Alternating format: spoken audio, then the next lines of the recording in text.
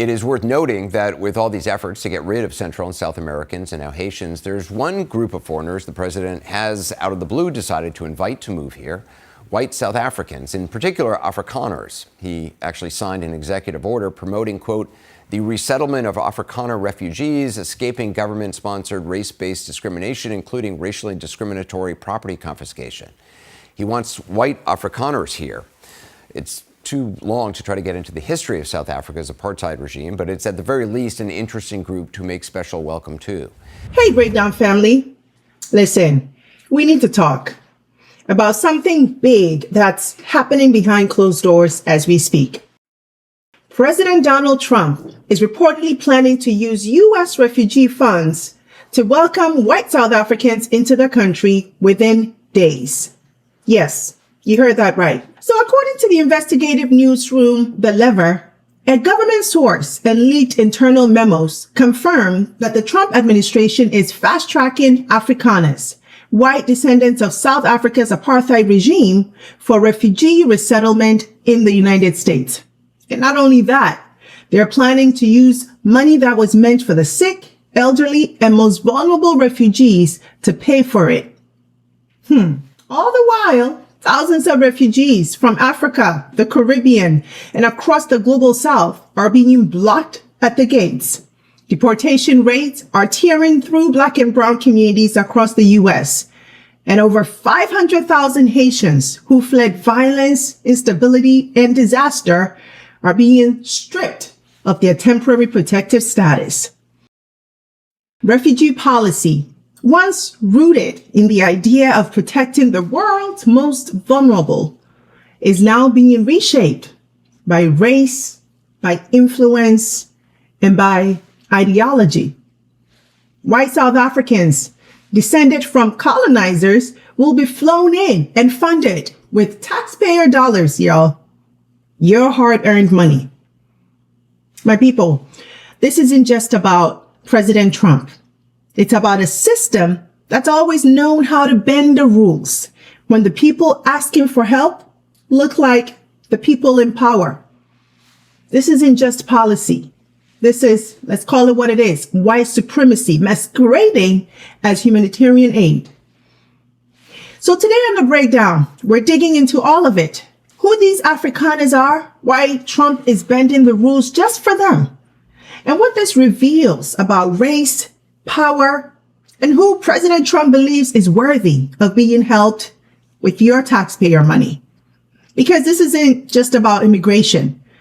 This is about whose pain gets prioritized and whose existence gets erased. Now, before we dive in, a big welcome to all our new subscribers and members. We're so thrilled you're here. And if you're watching and haven't joined us yet, consider this your personal invitation. Because here at Panda Genius TV, we're building more than just a channel. We're creating a global home for Black stories that are told with truth, intention, and power. And if that speaks to you, and I sure hope it does, hit subscribe, tap that bell, drop a super thanks, and consider joining our membership community where you will get exclusive videos, behind the scenes conversations, and the chance to be part of the dialogue shaping our future. This isn't just content, y'all. It's a movement, and I'd love for you to be a part of it. All right, now let's break it down. So to understand why this moment is so outrageous, we have to understand who the Afrikaners are and how we got here in the first place. Afrikaners are white South Africans descended primarily from Dutch settlers who colonized the region in the 1600s. They were the architects of apartheid, a brutal, legally enforced system of racial segregation that lasted until the early 1990s. Now, under apartheid, Black South Africans were forcibly removed from their land, denied basic rights, and subjected to systemic violence. And even after apartheid officially ended, the wealth gap remains staggering.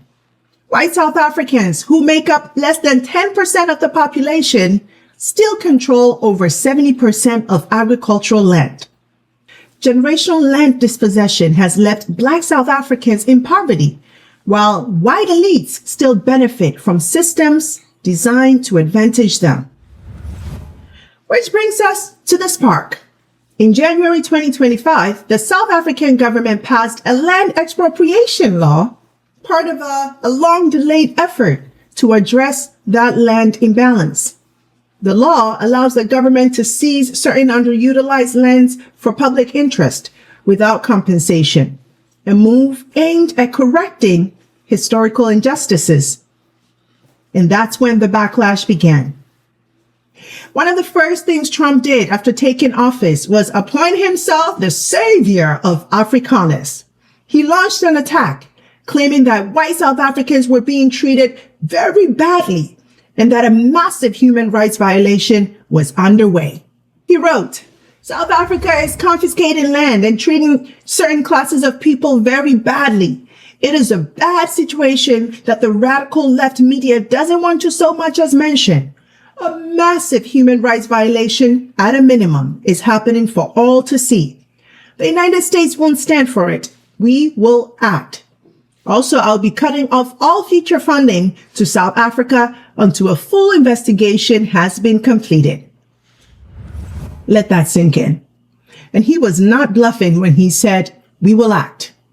Because just days later, he issued an executive order condemning South Africa's land reform efforts, claiming that Afrikaners were victims of race-based discrimination and racially motivated property confiscation. US President Donald Trump says he will cut funding for South Africa over a new land expropriation policy. South Africa defended itself on Monday against attacks on the policy by Trump and his billionaire backer Elon Musk, who was born in South Africa. Without citing evidence, Trump said on Sunday, quote, "Certain classes of people in South Africa were being treated very badly." That's under investigation right now. We'll make a determination.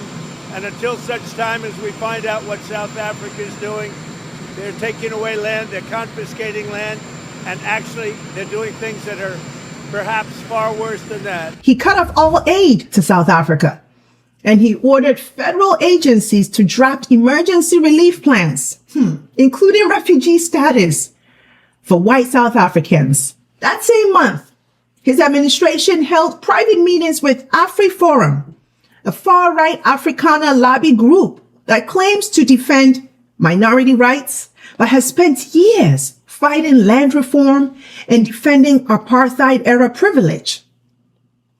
Now here's where it gets interesting. AfriForum actually rejected Trump's offer. We have to state categorically, we don't want to move elsewhere.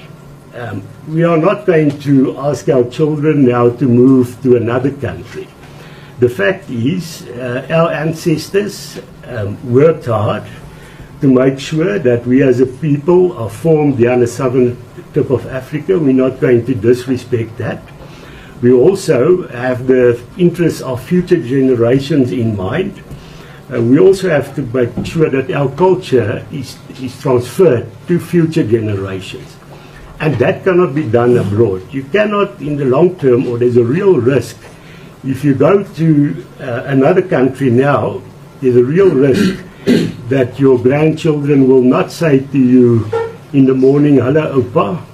They would say something like, "Hi, Granddad," or something in that respect. And that we don't want. That is why we are committed to find solutions locally. Now, does that sound like a group of people whose lives are in danger? Who are facing massive human rights violations, violence, starvation, crime, and need to be saved ASAP? I want to make sure you didn't miss this.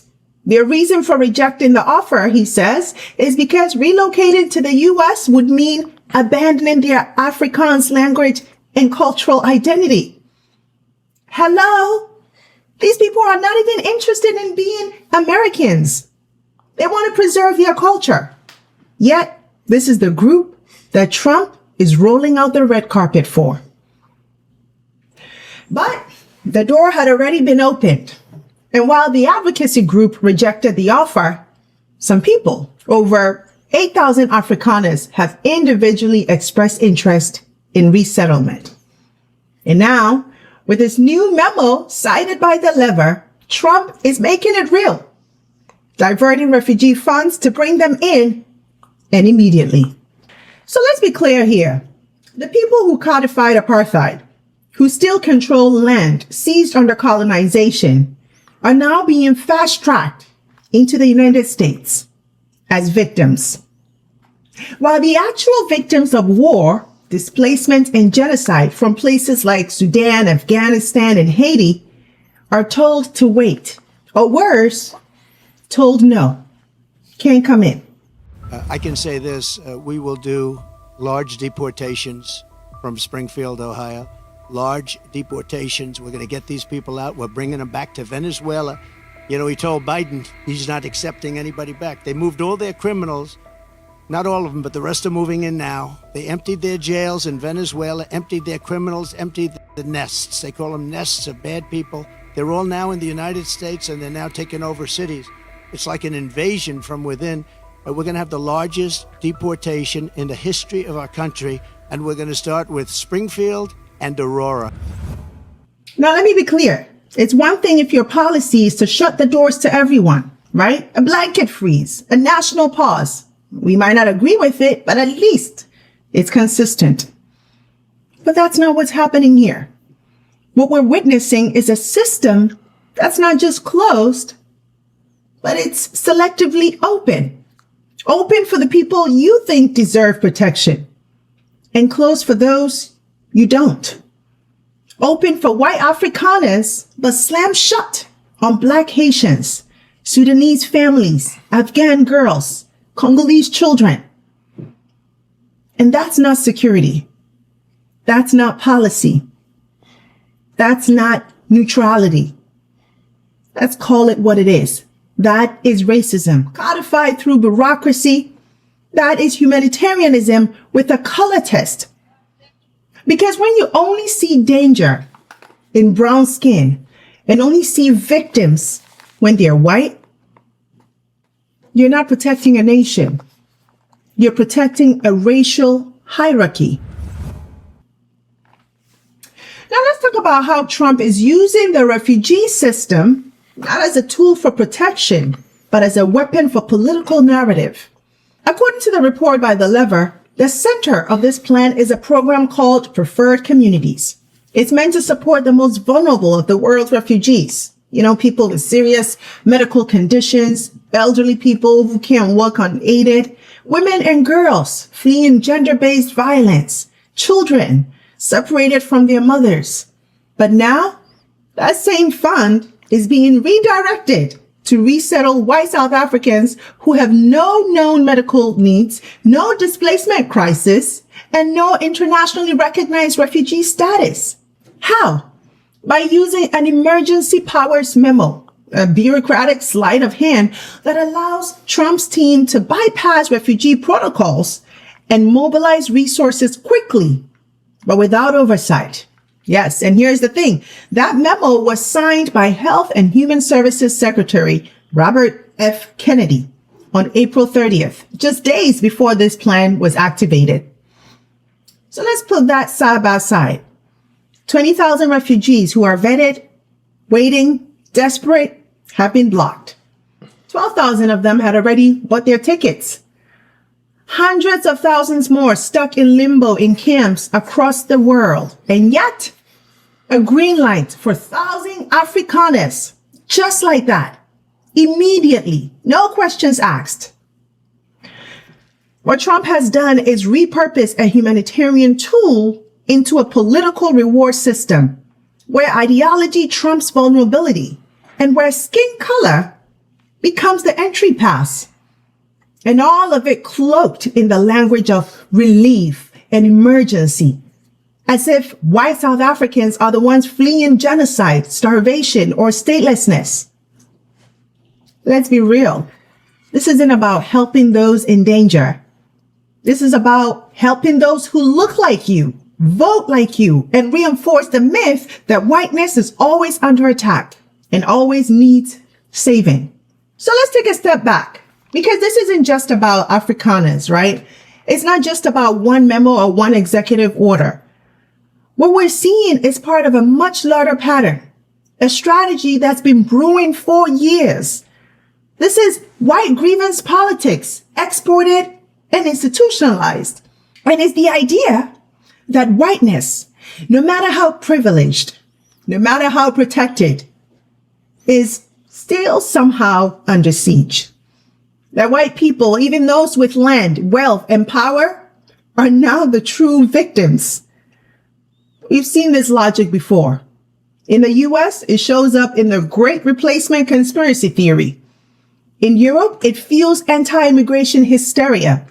In South Africa, it frames land reform meant to correct centuries of colonial theft as reverse racism. And now, that same narrative has become the justification for refugee protection. It's no longer about who's most in danger. It's about who can claim victimhood the loudest and who has the right skin tone to be believed. Afrikaners, descendants of colonizers, are now positioned as refugees, while actual war victims are told to wait. This isn't a glitch in the system, my people. This is the system working exactly as designed, exactly as how they wanted it to. Because for Trump and others who share his worldview, the refugee program was never about protecting the vulnerable. It's about reinforcing a racial order, one where pain is only valid when it's white, where relief is only urgent when it benefits your own tribe. And let's not forget Musk and the role he plays in all of this. I broke this down in a previous episode, but it's not a coincidence here. Because the man who has become Trump's closest advisor, who's actively shaping policy, influencing who gets a platform, who gets silenced, and who gets let into the country, is a man whose grandfather was a proud architect of South Africa's apartheid regime. Musk's grandfather, Joshua Haldeman, was a prominent leader in the whites-only Social Credit Party of Canada before moving to South Africa, where he and his family benefited from the racial hierarchies that apartheid enforced. Today, Musk echoes that legacy, claiming white South African farmers are under attack, spreading false narratives about genocide, and using his platform to amplify Afrikaner nationalist talking points. So when Trump positions Afrikaners as victims, when federal refugee funds are redirected to white South Africans, when Afrikaners are prioritized over Black and brown refugees, it's not just Trump's voice behind it. It's the echo of a much older ideology, one that's now being repackaged, normalized, and laundered through policy. This is not about refugee protection. This is about preserving racial order under the mask of humanitarian concern. And when you let that happen unchecked, when whiteness becomes the litmus test for worthiness, you've opened the door to modern-day apartheid with an American passport. Now you might be thinking, this is outrageous, yes, but what does it have to do with me? Here's the answer. Everything. Because this isn't just some obscure foreign policy move or paperwork shuffle in Washington. This is your money. The Preferred Communities Program, the same one Trump is tapping to resettle Afrikaners, is funded by U.S. taxpayers. That means you're paying for it. The shelters, the housing, the healthcare, the emergency cash assistance. And while that money is now going to white South Africans, thousands of vulnerable refugees, including people fleeing gang violence, war, and political persecution, are being denied access to the same support. This isn't just a foreign affairs issue. It's a domestic justice issue. It's about how your government prioritizes suffering and whose pain it validates. And if this becomes the new normal, where refugee aid is redefined by race and loyalty rather than need, what other safety nets will be next? That's the question. Who whose crisis will be considered worthy next time? Because when one group's pain is elevated while another's is erased, that's the blueprint of apartheid, just with a different name and a different flag. And if you're silent now, don't be surprised when silence greets you, when it's your turn to ask for help. And the bigger question that we need to be asking is, what is Trump afraid of? But we'll tackle that in another episode. Now, we have to ask ourselves, where do we go from here? Again, refugee policy, once rooted in the idea of protecting the world's most vulnerable, is being reshaped by Trump's ideology. And this isn't even just about President Trump. It's about a system that's always known how to bend the rules when the people asking for help, and in this case, people who are not even asking for help, need it. And if we let this stand, if we stay silent, it sets a dangerous precedent for who gets to be called deserving in the eyes of the state. Because today it's Afrikaners. Tomorrow it might be a whole new class of people judged unworthy, based not on their need, but on their skin. So my question to you is this: what kind of world are we building when suffering has to pass a color test before it's believed? What kind of world are we accepting as normal? Let me know what you think in the comments. Should Afrikaners qualify as refugees? Do you believe refugee policy is being racialized? And if so, what should be done about it? And if this episode stirs something in you, don't just scroll, hit subscribe, tap the bell, share this, because the only way we shift these narratives is by exposing them loudly, truthfully, and together. That's it for today's show. Thanks so much for watching. Until next time, take care. Hey you! Thanks so much for watching this episode. I hope you enjoyed it, and if you did, don't forget to subscribe and join the family. Also, visit face2faceafrica.com for your daily news and updates on what's going on within the global Black community so you can stay informed.